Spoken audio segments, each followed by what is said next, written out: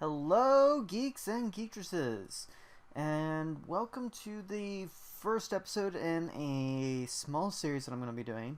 It's all about making dungeon maps for tabletop games. It's one of my favorite design concepts that I like to utilize. I call it the Devil's Screw, or Devil's Corkscrew, or some variation on that is what I usually call it, because it lures a player in and then they have a horrible time getting back out. It's that sort of thing. And I'm going to show you how to design it. Now, this doesn't work for every kind of scenario that you would want to use this in, but it works in almost every kind of scenario that you would want to work this in. And we'll talk a little bit about how it works while we're going through the whole design. So first off, you want to start off a 3 wide area, creating well, it starts off as kind of a hallway, and you design this room. That gets smaller. Let's go back to this real fast. There we go. It gets smaller, and you just create what you need. I'm trying to do this and talk at the same time. It's a learned skill.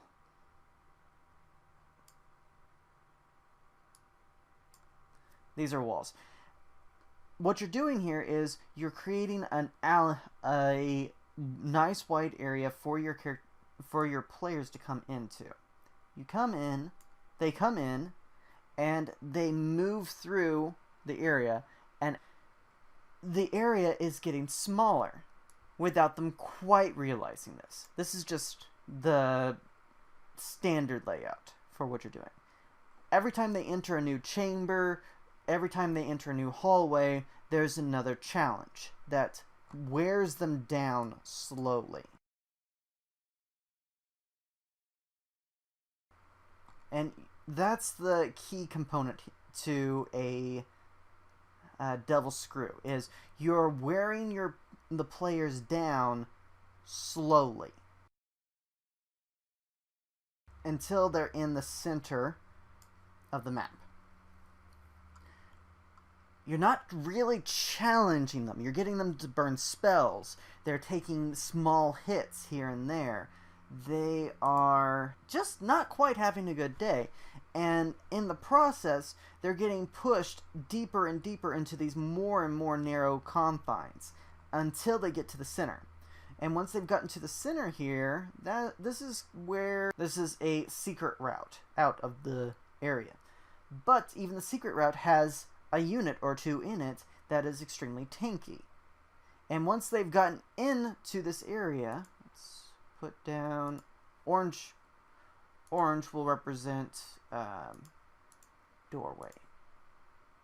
Once they've gotten into this area,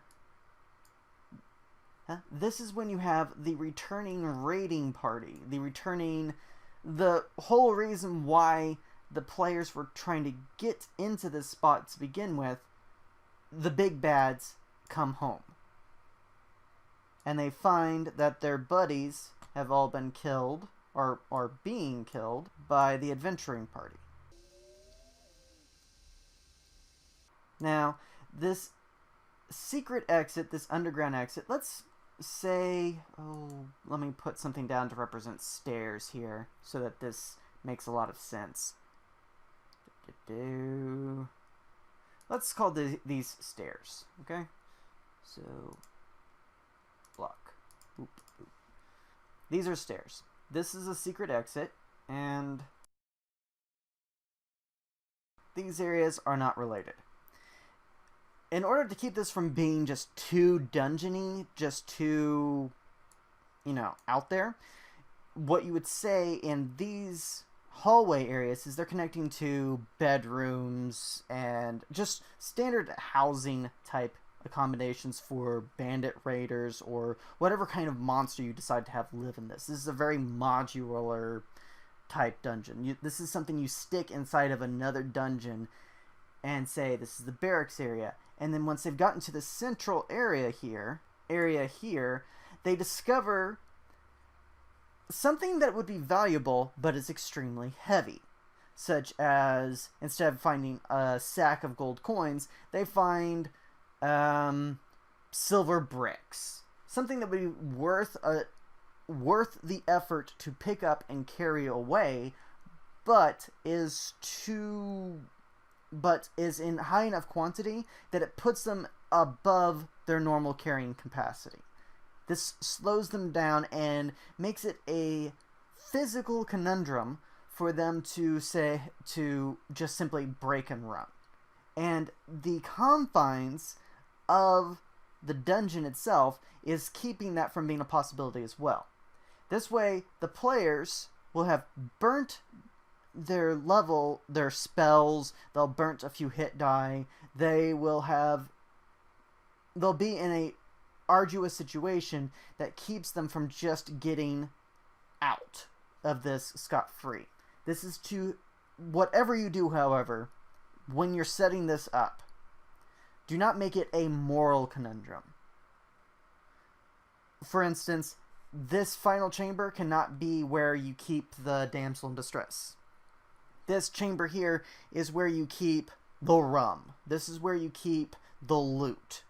You do not keep the damsel in distress in the final chamber, especially with the final chamber having an escape route out. You should never send a boss type character after your players in this situation. Why? Because then it becomes unsolvable. Well, this entire scenario is designed to get your players to burn their lower attack spells. Get your fighters to hit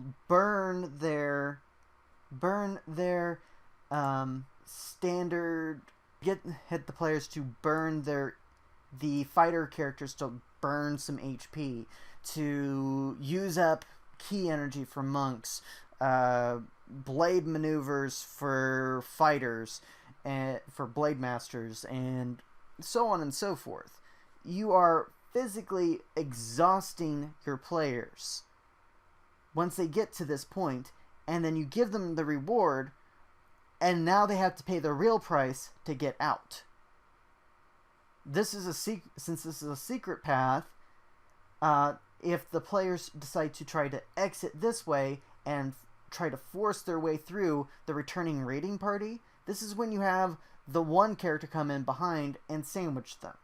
This is a standard pincer tactic, and it clues the players in to, hey, there's a secret door back here. If we can find a way to get through this tanky character, we can get out safe and sound. But with only the raiding party at our heels, and then once we're scot-free, we're safe again.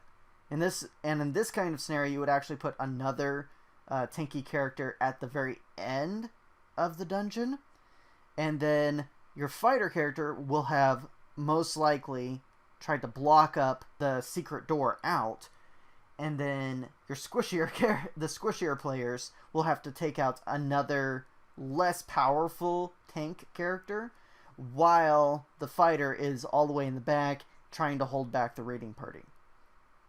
It generates so much fun, hence gameplay, that you will not be disappointed with creating this kind of.